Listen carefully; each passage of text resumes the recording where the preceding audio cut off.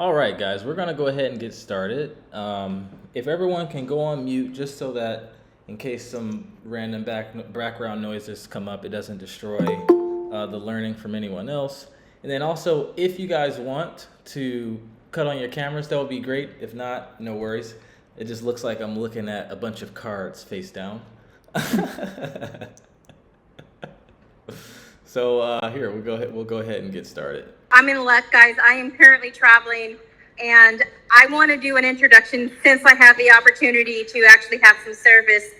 But this is not just my friend, but he's also my business partner and someone that taught me all about what you guys are about to learn today. So I highly encourage you to get rid of any other distractions, take some notes, because what he's about to share with you is changing the lives of people all over the world. And that's like literally going to show you how to print money consistently, doing it the right way and safely within DeFi.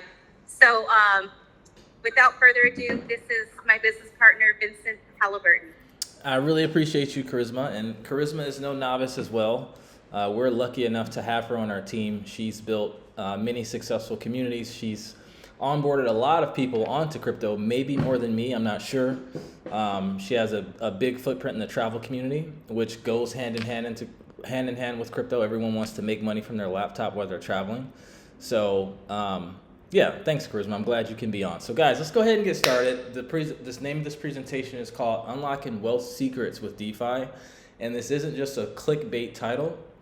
It is wealth secrets. What we're going to be teaching in this presentation is how you can manage your portfolio just like a market maker. And market making has been around since the dawn of markets, but it wasn't something that the everyday people were able to legally do up until DeFi summer 2020. So before we go ahead and get started, Charisma, I don't know if you wanted to talk on this slide and tell people how to join our free community. Yeah, guys, so go ahead and get your phones out. If you don't have your phones out, go ahead and take a screenshot, because right here, you're going to be able to screenshot and get access to our free community. And stay tuned to the end, because we're actually going to show you how you're going to be able to unlock the paid access part of the community as well for 80% off right now, because we're kicking off the bull market season.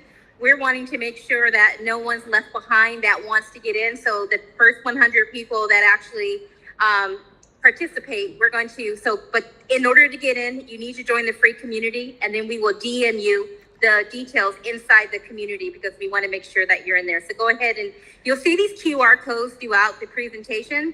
So if you miss it now, just know that it'll be there as Vince is talking. Perfect. Appreciate you, Charisma. All right, so let's go ahead and get started. So when I did the event in Algarve, I asked everyone in the crowd, who's a beginner, who's intermediate, who's advanced. I'm not going to do that this time, because with crypto, it's hard to know how much of a beginner you are, because things are moving at such a rapid rate. So I'm going to treat this presentation as if everyone is a newbie.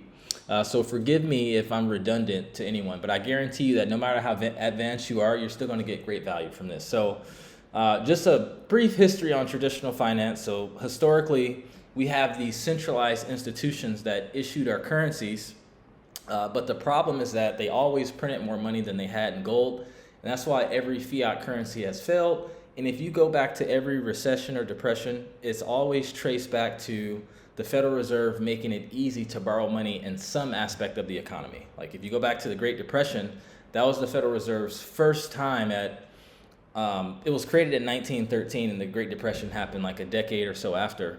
And they made it really easy to borrow money to get cars and finance for appliances. But they printed way too much money. And then if you go back to 2008, they made it really easy to borrow money to get a home. And I don't know if anyone on here has saw the movie called The Big Short, but it was a guy knocking on the door, and he was like, "Hey, where's Luke?" And he was like, "That's my dog's name." So they made it so easy to borrow money that a guy took out a mortgage for a house in his dog's name. You can imagine the lack of KYC there. And the issue is that as people, we often have very little control as to how corporations handle our investments. And in most cases, investors only receive a fraction of the returns that they get from these institutions that are taking risks. So when you put your money in a bank, When you go and you look at your checking account, it'll show you have $1 or whatever your balance is, and I put air quotes around that. But what they're really doing is they're taking your money, they're investing into Forex, they're investing into commercial paper, derivatives. Here, we just had someone else come in. Let me go ahead and admit them in really quick. Admit. Okay. So yeah, you have them investing into all these different vehicles, but they don't pass over any of that yield to you.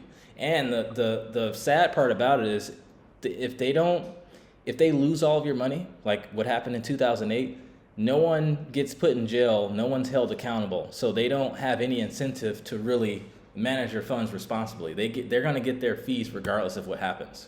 So cryptocurrency, the birth of cryptocurrency, we all know about Bitcoin and it came out in 2008, but it was a lot of innovating that was happening since the 1980s and even before that led to crypto. So you had DigiCash in the 1980s, and David Chaum was working on this. He's a pretty famous guy in the cryptography sector. You had the cypherpunk movement in the 1990s, and then 2005 you had BitGold that was created by Nick Szabo, and Nick Szabo is the person who first coined the term smart contracts, right? And smart contracts, as we'll get into later in the presentation, is essentially what helps DeFi run. And then we had the Bitcoin white paper released in 2008, and we had the first Bitcoin block mine in 2009. Now, investing into crypto right now is like investing into the S&P before the Roaring 20s. And I say that because, it isn't often where you're alive when a brand new asset class is going mainstream, right? So investing into crypto offers a really asymmetrical opportunity in that it's a very, very, very high upside as we're seeing all these institutions getting in, but it's very, very low downside. Even though the markets are still volatile, if you invest into the right assets, your funds aren't going to go to zero, but the upside is really, really high. And the most important thing that you'll take from this slide, and that I tell people all the time, it's no secret that 3% of the world owns 97% of the money. And I want to be investing my money, and you should want to be investing your money as well, where those investors are investing their capital. And they're finally investing into crypto. We have all this regulation that Trump is putting in place to make United States a favorable place to start crypto companies, to invest into crypto. And the most important line of this presentation is that institutional adoption can only happen for the first time once. And that's what's happening right now. And I really believe in my heart and through my research that once we look back on 2025, it's going to be a line in the sand year, kind of like how 2004 was for Web 2, when we had Facebook IPO, when we had Google, creating a name for themselves. That's also when Google bought AdSense, and that's when you could begin advertising on the internet. So this year, and I believe that Q4 is going to be probably the most explosive altcoin rally that we've had ever, even bigger than 2017, just because of everything that's happening. So I want to talk about decentralized finance, which is what we're all here to learn about. So DeFi is a censorship-resistant financial system open to anyone while minimizing one's need to trust or rely on central authority. So to understand decentralized finance, you have to understand centralized finance, or what they call traditional finance. In order to have a full functioning financial system, you need core financial products. You need insurance in case things go bad. You need derivatives. A lot of institutions like to use derivatives to hedge risk in their portfolio. A big reason why Goldman Sachs is still around is because every position they have, they're hedging with derivatives. You need payments, you need borrowing and lending, you need exchanges, and you need currencies, right? Without one of those things, the whole thing falls on itself. It caves in on itself. So now we're seeing decentralized finance have all of these pillars, and it's not going to replace traditional finance, but it's going to integrate with traditional finance, just like the internet, right? So before the internet, everyone was writing everything down on paper. And then once the internet came to be, now we don't buy from a company that doesn't have a website, but also the companies that were writing everything down on papers and storing them in those files, they still have those files. They're not burning the paper. They still have them, but they're still using the internet mostly. It's going to be the same kind of transition to DeFi, and we're already kind of seeing that. Even Coinbase is partnering with decentralized exchanges to help do their market making activities. So the birth of DeFi. So Ethereum, I'm sure everyone here has heard of Ethereum. It's the second largest crypto behind Bitcoin, and it was what was called the first Turing complete blockchain. And Turing complete basically makes it so that it can handle complex computations. It's the difference between a computer and a calculator. And the word Turing comes from Alan Turing. And Alan Turing was the godfather of computer science. He essentially helped create the computer. And the fun fact, the computer was made to help us win World War II to crack the Enigma, which was, I think, Germany's encryption machine. If you guys don't know that story, it's a good movie called The Imitation Game that talks all about that. And a lot of people believe that the Apple logo is paying homage to Alan Turing because I think they killed him because he was gay, and they poisoned an apple or something like that.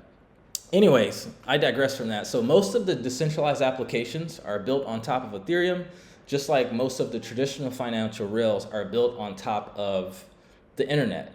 But the only difference is that most of the applications that we're using, like you have BlackRock who launched their BITL fund, and you have all these companies launching ETFs and all kinds of funds on Ethereum. Like you have a lot of institutions launching on Ethereum. Given that most of the new applications of the future are going to be coded on blockchain, it's almost like you get to own a piece of the internet, right? And I was talking about Nick Szabo and smart contracts, and how smart contracts is what makes DeFi run. So if I had to explain smart contract, really simple, you can compare a smart contract to a vending machine.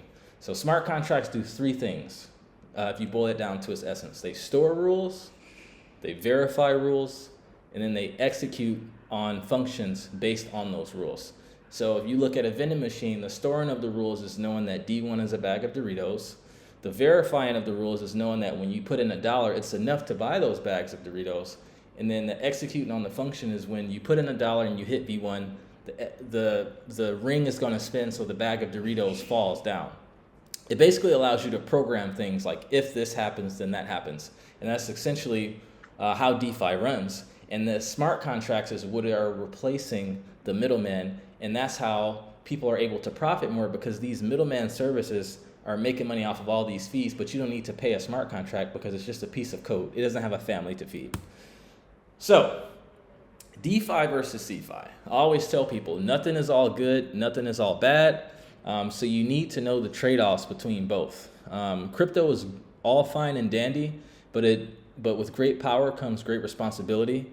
You know, owning crypto is not like being your own bank. It's like having a Swiss bank account in your pocket, and that comes with security risk, right? If a bank gets hacked, they can add numbers in the computer, but if you lose your keys, you can't do that. So I just want to go over the trade-offs here. So in terms of funds being custody in DeFi, what I'm going to show you guys here, you're able to keep custody over your funds, but still generate high yields and be able to pull out anytime.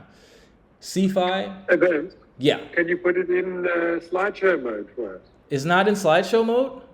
No. Oh man, thanks for telling me. Hold on one second. I thought it was in slideshow mode this whole time. Charisma, are you seeing something different? No problem. Here, give me 1 second. Let me try again. Sorry about that. Let's try this again.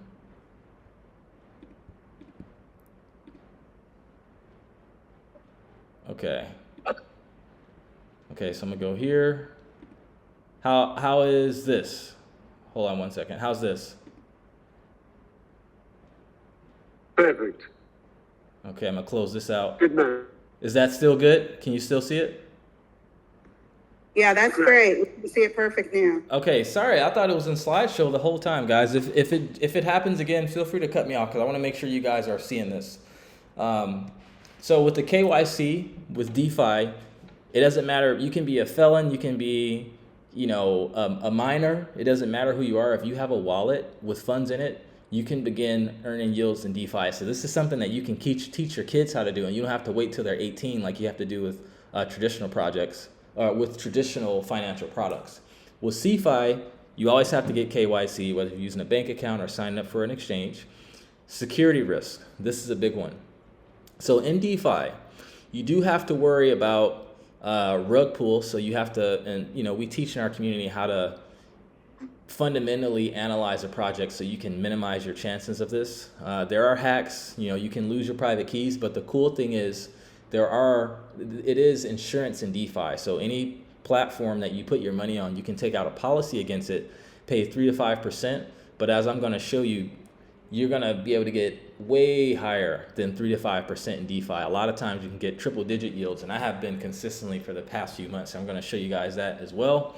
With CeFi, if they get hacked, they usually get bailed out, but you do have to worry about mismanagement of funds since you aren't the one, you don't have a say as to where those funds are going. With DeFi, customer service isn't as good, at least not yet. You have to go into these random Discord and Telegram chats to talk with the person versus being able to call your bank. And then also with DeFi, there isn't a direct fiat to crypto on-ramp. You still have to onboard, whether if it's Coinbase, Kraken, Gemini, some centralized exchange, before you can get into DeFi, whereas traditional finance, you can on-ramp straight to the exchange and then you're where all of the products are. But I think that gap will also be closing soon. And another cool thing about DeFi is transactions are transparent. So assuming it's a permissionless blockchain, you can go and see everything that's happening with your funds, everything that's happening with your money. But in CeFi, obviously you can't do that. So now, why is DeFi important? Well, like I was saying in the beginning of the presentation, the Federal Reserve is always printing money. The purchasing power of your dollars has been going down, and down since the creation of the dollar, right? So the smart thing to do is that you want to be able to wisely invest your funds so that the yield that you're getting outpaces inflation, right? Another thing why DeFi is important, guys, this is the first time in history that everyday people get to manage their portfolio like a market maker. And I'll say this 1,000 times, yield farming is the best way to generate passive returns on a risk-adjusted basis in the history of the world. And when I say risk-adjusted, I mean taking into account what you can lose and what you can gain. There isn't anything better unless you know someone who's built an algo that has been performing for a long time. But even then, you normally have to pay a high fee or there's a minimum to get in. DeFi, you can literally start providing liquidity with $5, $1, $1 million. It doesn't matter. Now,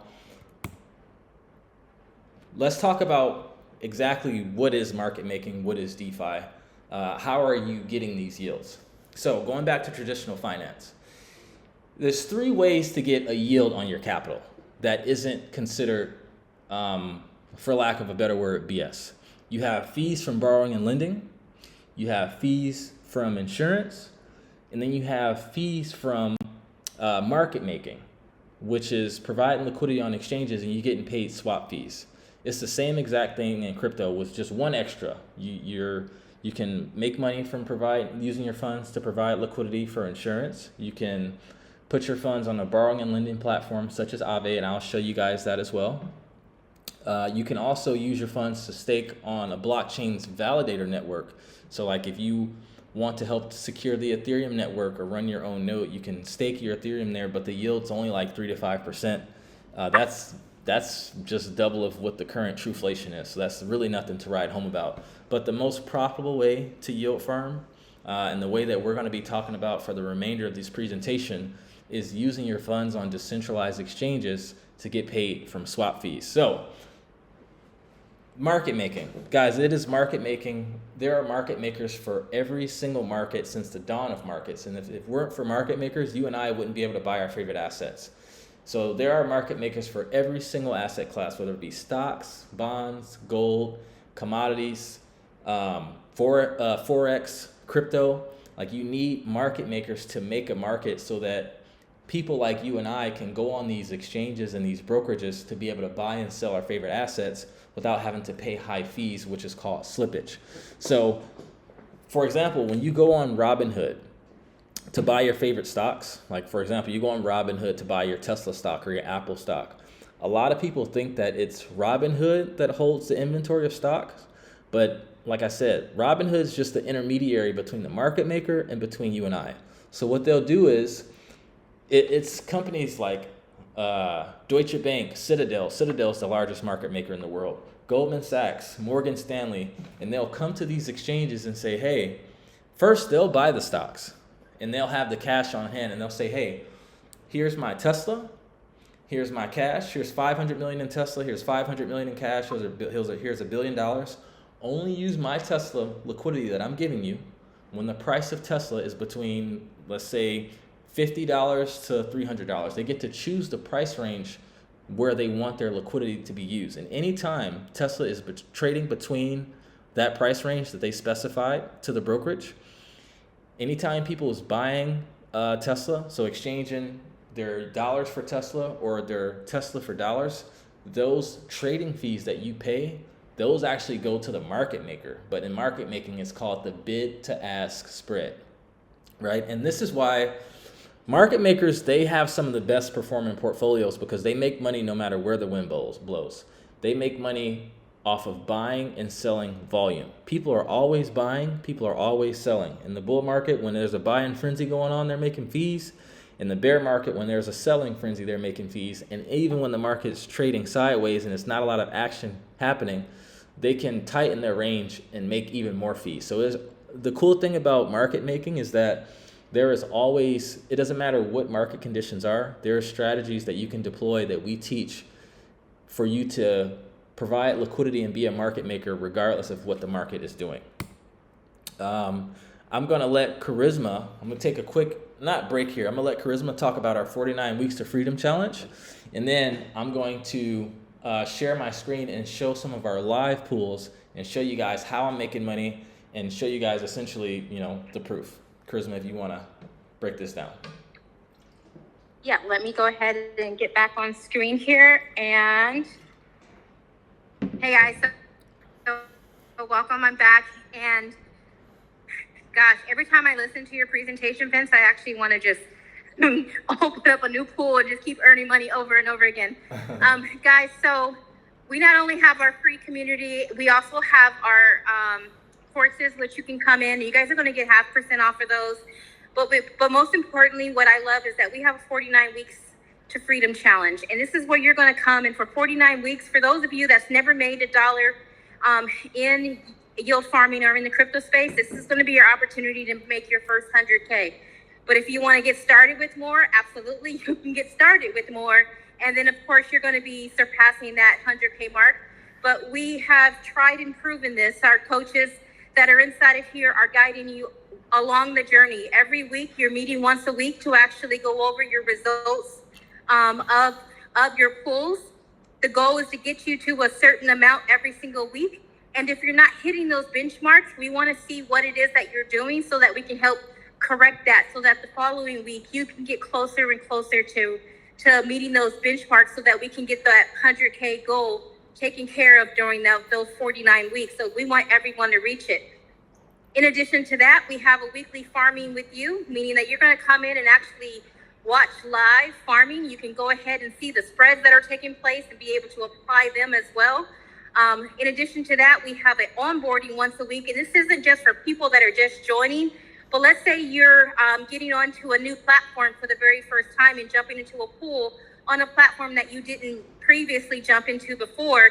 Well, we're going to constantly be there to actually guide you along that process so that you're not making any mistakes along the journey. So we're literally holding hands with you for the next 49 weeks and on, because you can definitely stay on after. And then you can also upgrade into our more our Parliament membership, which even takes you into deeper strategies. So we are here guiding and helping as many people as we can along the way. So again, to get invited to the 49 Weeks Challenge, go ahead and scan that QR code, and it's going to take you into the free community. And then we will be DMing everyone on how they're going to be able to get into the challenge for 80% off right now. Vince, did I miss anything? No, I think you hit it. I appreciate that. Okay, perfect. No worries. All right, guys. So I wish I had a drum so I can get a drum roll going. So this is the fun part. I'm going to show you guys some of our live pools and how we're making money, how we go about providing liquidity on different decentralized exchanges, how we go about selecting the pairs, all of that. And after we're done, we're going to have a Q&A. So if you have questions, please write them down, and we're going to make sure we get to all of them so that everyone can leave here with a good understanding. So first, before I show that, where do you yield farm? So you have at the bottom here, it says L1s and L2s in different dexes. So you have these different layers. I'm sure you guys have heard of what's called a tech stack in the traditional financial world. So in crypto, you have layer ones, right? Ethereum is what's called a layer one. And then you have these layer twos that's built on top of Ethereum. So you have different exchanges on layer ones and layer twos. And here's the biggest difference without getting too into the weeds. So if you look at a blockchain, any blockchain is in the business of selling blocks, right? Just like an airplane is in the business of selling seats on an airplane. Now, if you only have one airplane going from New York to San Francisco, then those seats are going to be really, really high. And everyone's not going to be able to get in, right? And the people who do get in, they're going to have to pay a lot. Versus if you had multiple planes going to the same place, it's going to bring the prices down significantly. So when you look at a blockchain, it has three different layers, right? You have a execution layer, which is your computational finality, the transactions actually being processed, like your settlement. You have storage, and you hear about these parallel blockchains running on side of these chains. They call it like sharding. And this is how each block connects to each chain, and this is how you can see every single transaction that's happened on Bitcoin and Ethereum all the way back to the first block. And then you have the consensus layer, which says what's true and what's not true. For Bitcoin, that is the proof of work consensus mechanism. For Ethereum, it used to be proof of work, but they moved to proof of stake. So now, in order to free up block space so that you can, no matter if you're running a decentralized exchange, an NFT project, a borrowing and lending platform, insurance, it doesn't matter. If you're trying to transact on chain, on a blockchain, we call it on chain. If you're trying to transact on chain, you're competing to get inside of the next block. Now, these layer twos, I believe that most of the applications are going to be built on layer twos because the layer twos essentially, they handle the execution. So I said it's a consensus, a data layer, which is storage and execution. So the layer twos handle the execution, and you hear about optimistic rollups and ZK rollups. Is basically, they call them rollups because that's essentially what they do. They roll up all of these transactions into the smallest packet of data possible, and then they compress them, and then they submit it to the layer one so that it can. It's just like when you compress an email, right? Sometimes when you go to send an email and there's so much data, you can't fit it all in, so you have to compress it or zip it up. And then once you send it, the person who receives it, they unzip it, and then they get all the storage. That's the same thing. So these layer twos, you're able to do all these transactions. It compresses it, submits it to the layer one, and then the layer one is able to go through one by one to make sure all of those transactions are legitimate. And it frees up a lot of block space so that once the bull market comes back around, you don't have these extremely high fees, because that's been a thing with Ethereum. Every time there's a bull market, gas fees go through the roof because there's not enough block space. But now with these layer twos being built, you have the fees extremely cheap because they don't have to worry about, you have another thing called the blockchain trilemma: decentralization, security, and scalability, which is transactions per second. The layer two is just strictly worried about scalability, while you have the layer one worrying about the other things. So now that you guys know that, I'm gonna close this down, and we are going to, let me plug in my computer so it doesn't die on me here. And I'm gonna show you guys some live pools, some live strategies, and some couple things that I think about when I'm providing liquidity. And let me know if, can you guys still see my screen here? Everyone still see my screen? Yes. Okay, perfect. So to keep it simple, whenever you go to provide liquidity, it has to always be in the form of a pair. I'm not sure if anyone has ever looked on a Forex chart or any chart, but even on this one, you see whenever you look at a chart, it's always two assets or two currencies or two of something, whether if it's an asset and a currency or whatever. So in Forex is USD JPY, Euro USD, Euro Great British Pound. When you're looking at a chart, it's comparing the performance of whatever those two things are. So in this one, it's Ethereum versus the dollar. Whichever one is first represents, like for example, if the chart's going up, that means Ethereum is outperforming what the second asset or currency is, in this case, the dollar. And if the chart is going down, that means the dollar is outperforming ETH. So what you can do, or what you do, is you're like, okay, I want to provide liquidity and make money in Ethereum and the US dollar. Whatever two assets you provide liquidity in are the two assets you're getting paid in. So in this case, you're getting paid in ETH and US dollars. So anytime someone exchanges US dollars for ETH or ETH to US dollars, you're getting paid. And I was telling you guys about specifying your range. This is called concentrated liquidity, right? So you put your lines on the chart and you say, hey, you know what? I think Ethereum this is way better than, I'm not gonna say it's better than trading. It's different than trading, because when you're trading, you're trying to hit a specific price range to get in or out, right? You have these limit orders and all this stuff. But when you're providing liquidity, you're essentially just trying to stay within range, and you want price to be within your range, because anytime price goes outside of your range, you're not making money. And you can always rearrange, and we show you how to do all of that stuff as well. But this is one of the liquidity pools that I'm in. So anytime Ethereum is in between the price of 2,327 and 2,681, between these two green lines that I'm showing here, I'm getting paid in Ethereum and US dollars. Now, next question, you're probably wondering, like, well, how much do you get paid? How do you know which pool you're getting into? Well, what you want to look at is something called the volume to TVL ratio, right? So TVL is how much is in that pool. So like, for example, let's say in this, you have all these different decentralized exchanges. You have Uniswap, you have Aerodrome, you have Orca on all these layer 1s and layer 2s. There's so many. So you're probably wondering, like, how do I know which one to get into? Well, we have a tool that we built in-house. It's called our Yield Hunter tool, where you can search in all of DeFi, you can search, it shows all the liquidity pools in all of DeFi. You can search by how much they're paying. You can search by correlation. You can search by volume to TVL ratio. You can search by protocol, which is the decentralized exchange, or you can search by chain. So this is some of the yields that DeFi is paying right now. This one's paying 8,240%. It's probably a meme coin. I probably wouldn't get in that one. So you can just see some of the yields. But let's say you're like, oh, you know, I have some Ethereum. I want to be conservative. I want to see like what yields I can get on Ethereum. So you type in wrapped ETH, then you go here and you type in USDC, right? And then you look at this, wrapped Ethereum and USDC. Guys, 346%. That is 1% a day. You're not going to, on Ethereum and USDC, not a meme coin, not something that's gonna go to zero, Ethereum and USDC, you can make 1% a day on this pool, on Uniswap. And Uniswap is the top decentralized exchange. Just to show you guys, this website is called DeFi Llama. So in all of DeFi, this site's free. It gives you all of the data that you need in DeFi. You can look at the chains and all kinds of stuff. But just to keep it simple, it shows right here, it's $115 billion locked in DeFi right now. So this is no small feat. And this is a combination of money market platforms, staking platforms, decentralized exchanges. And you can see Uniswap is number 10. It's the top decentralized exchange. And it has $4.8 billion locked on it. And you can see that Uniswap is on 38 chains.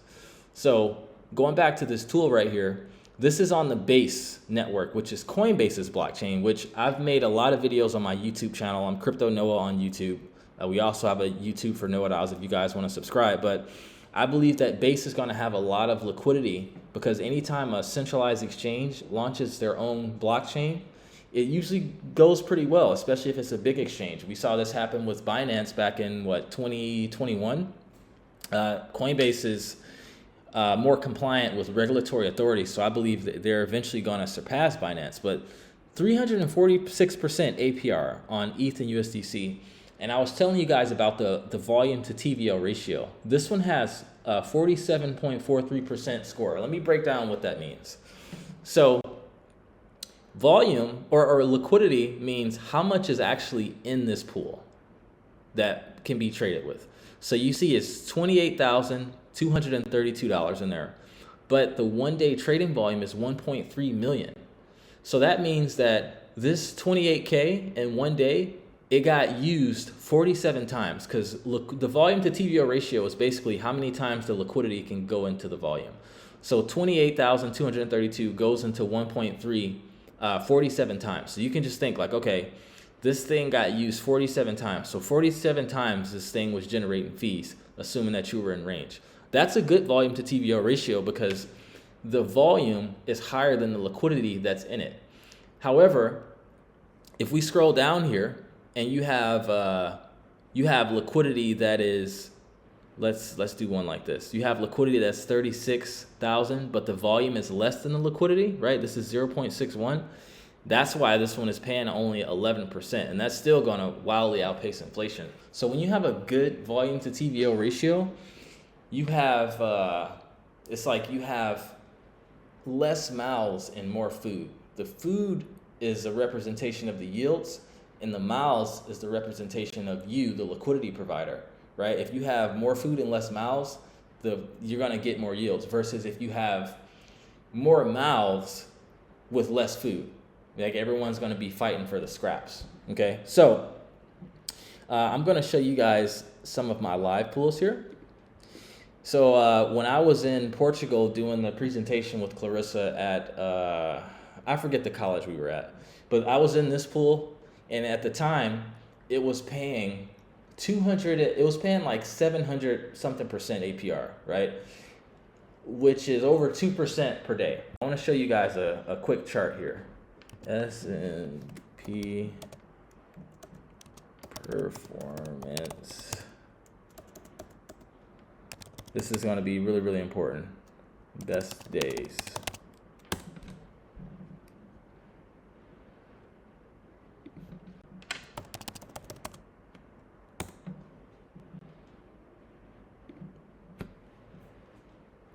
Okay, here we go. And if you guys can't see this, please let me know. This is really, really important here.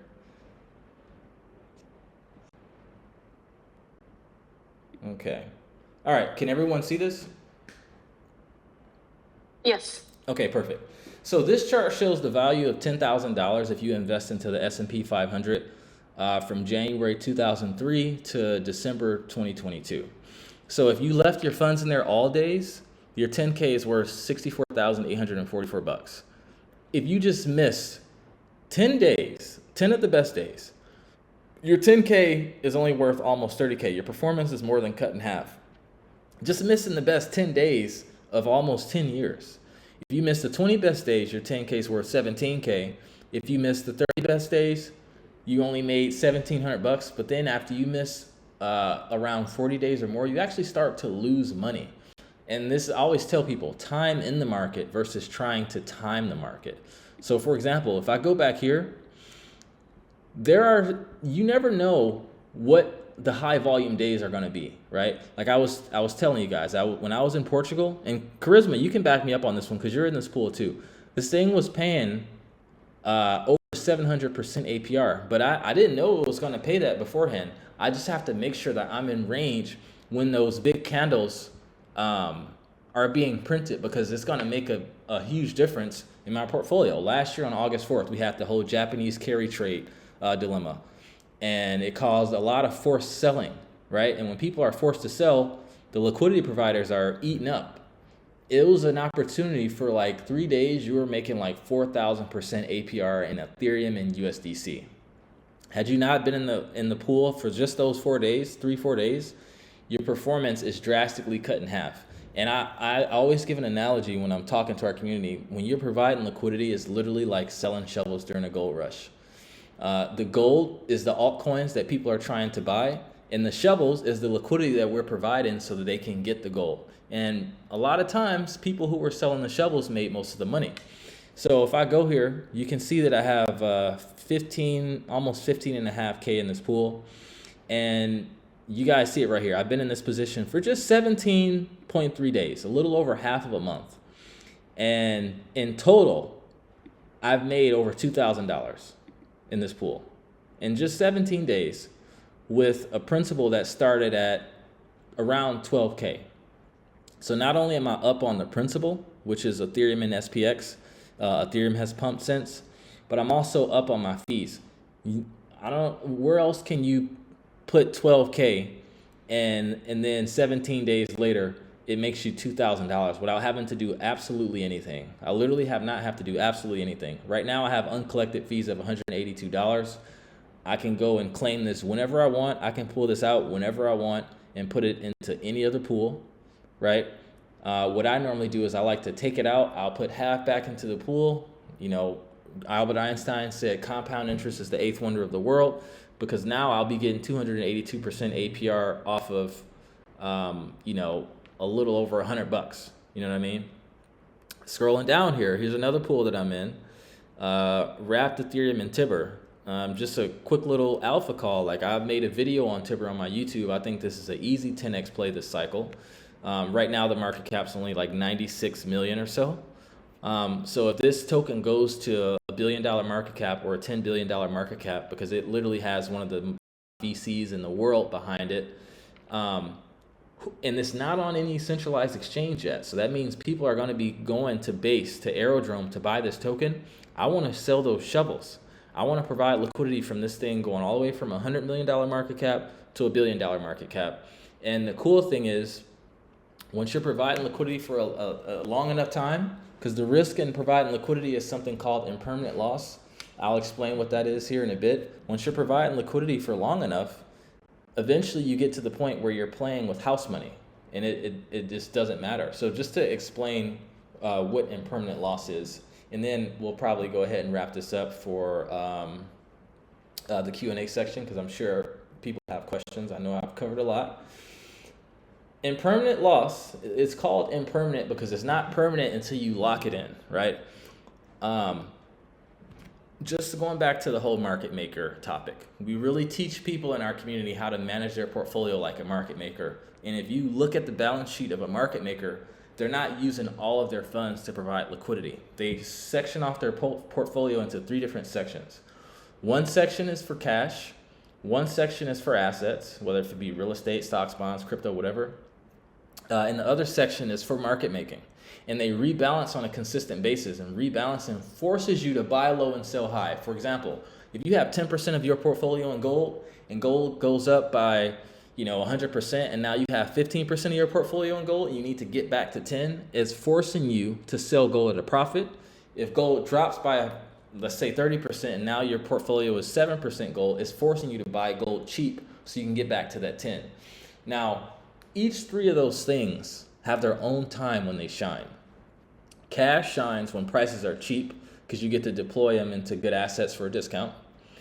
Assets shine when prices are high because you get to sell them for high prices for more cash to deploy later when prices are cheap again.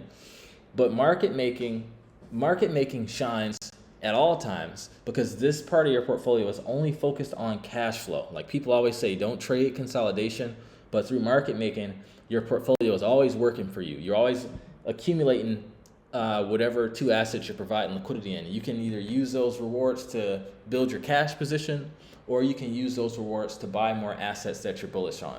So to explain impermanent loss, and I'll go ahead and wrap this up and take questions. Providing liquidity is like a limit order for the underperforming asset, right?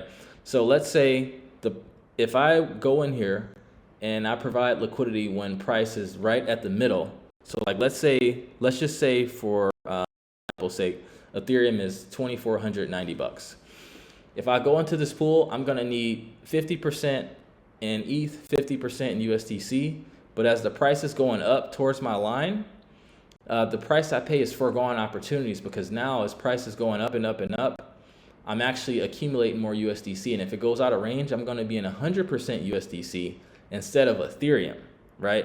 So I would have made more money had I just held my Ethereum. But remember, this portion of my portfolio is I only care about cash flow. I already have a bag of ETH that I'll get to benefit from the price appreciation. And if it goes all the way down out of range, then at that point, I'm going to be in 100% ETH since ETH is the underperformer. So we also teach you how to manage impermanent loss, how to look at it, and how to actually use it to your advantage. So with that, I'm going to stop presenting. And Charisma, if you want to lead the Q&A, oh, it looks like Charisma might have hopped off. Who has questions? I know I covered a lot. Hopefully all of that made sense.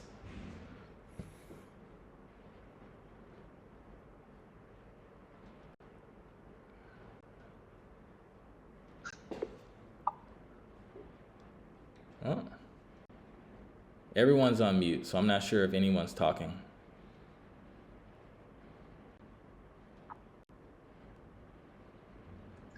Can you just show where to look on the best pools to get in?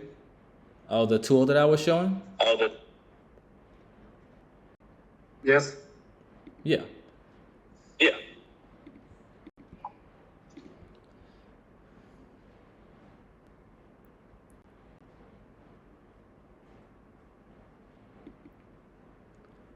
So this tool is called our Yield Hunter tool. It comes with our membership. It's not public right now. We're building out some more features, and one day we're going to make it to where we have a free version.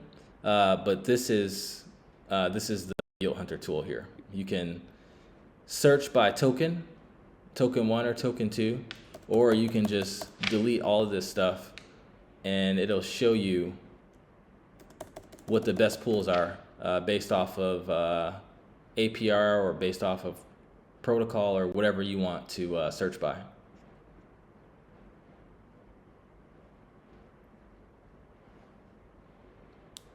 And there are other ones online too. You can use like metrics finance, but I think ours is a little bit better, and we're constantly adding to it.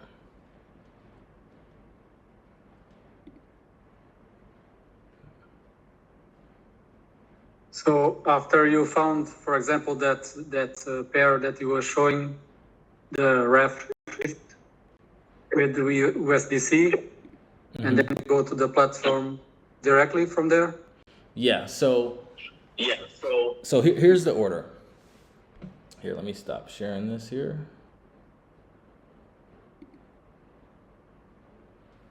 Okay.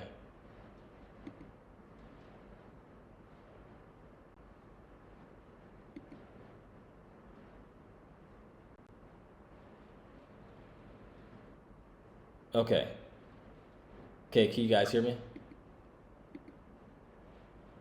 Yes. Okay, so basically what you do is you go on the Yield Hunter tool, and one of the things that we teach in our course is you never provide liquidity for any two assets that you wouldn't hold on their own on their wallet, because impermanent loss it can hurt you, right?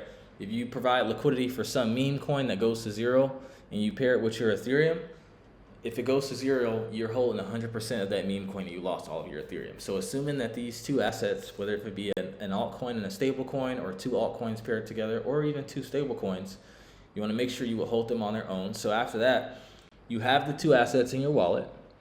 Then you go on the chart and you select your range. And then after you select your range, you go on to the decentralized exchange, and then you input those numbers, and then you get into the pool. And then you just watch, then you start getting paid immediately as soon as you get in.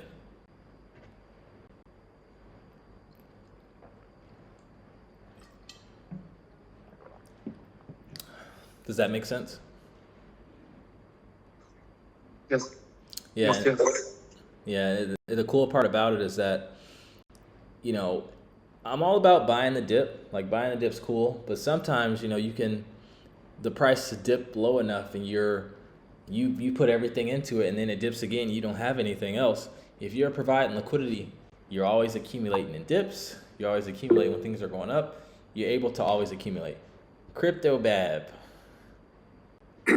Hey, Noah. Vince, I had a question about bots. Do you guys do bots? Do you teach how to do bots? In what way? Like, just in general, or?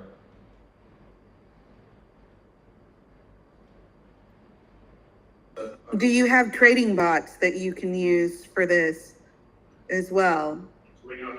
No. So when you're not paying attention? Nope. You do. So there are tools, however, that we teach you how to use called, like one example is it's a website called Aperture Finance.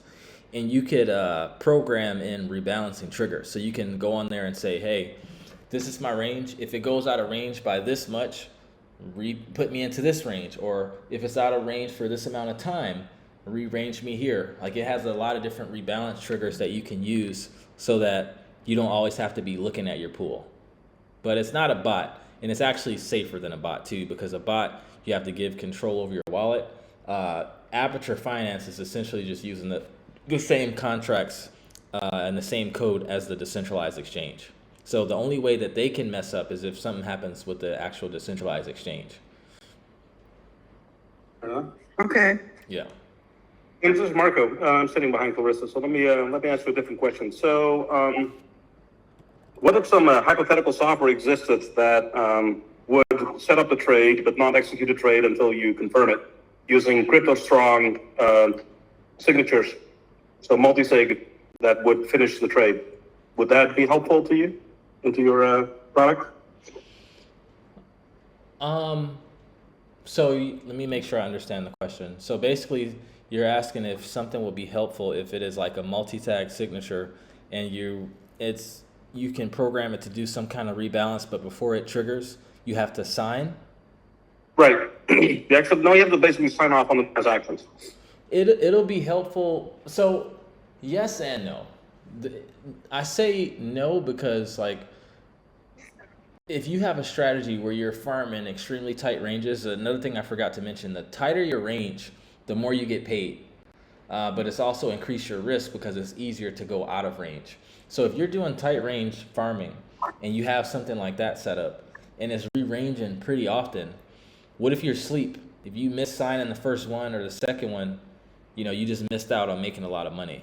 But if you are doing ranges that are more wide and you're able to look at your phone more, then it could be helpful. But also, when you go on there and you first use it, you're already, I would say that's more helpful if you're managing a treasury and you want multiple people to agree on what the re-range should be. But that should already be agreed upon. You should set your rebalance triggers before they get hit, so that way you don't have to wait till it happens to agree on them. You know what I mean? Does that answer the question? Yeah, somewhat. I'll actually ping you offline about this particular thing because I have something here, and it just sounded to me like this could be useful in certain scenarios. Yeah, I'd love to chat more about with you in depth. Right. Yeah, let's chat about that. Let's chat about that more in depth. Okay, thank you so much. No problem. I sent you a message on Signal. Clarissa gave me your Signal a few days ago, so I don't know if you got my message on there. I replied. He did. He replied. Okay, sorry. I'll go on there and reply today. Sorry about that. We'll set something up. I'm not used to checking Signal. You're the only person I talk to on Signal nowadays, man. So I got to get back used to it. That's my bad. Signal. All right. Did anyone else have any questions? I want to make sure everyone, did everyone understand?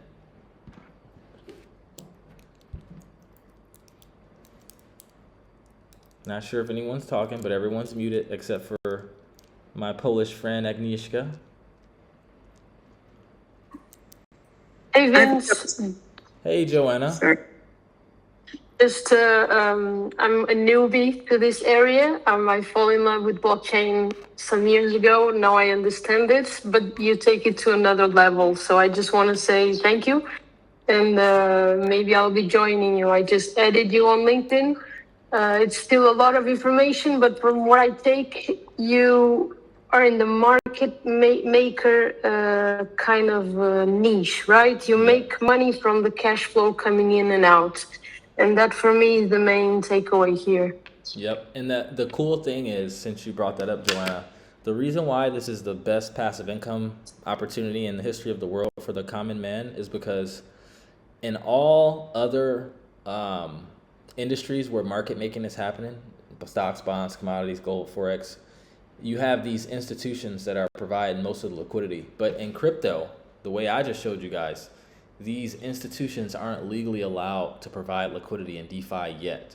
So it's not saturated, right? It's crazy that you can get 1% a day in an ETH USDC pool. Like, that's absolutely ridiculous. So this is the golden ages of market making. And with Trump in office, if I had to guess, I would say we probably have another 2 years where yield farming and market making in DeFi will exist in this capacity and not be saturated as much, I should say.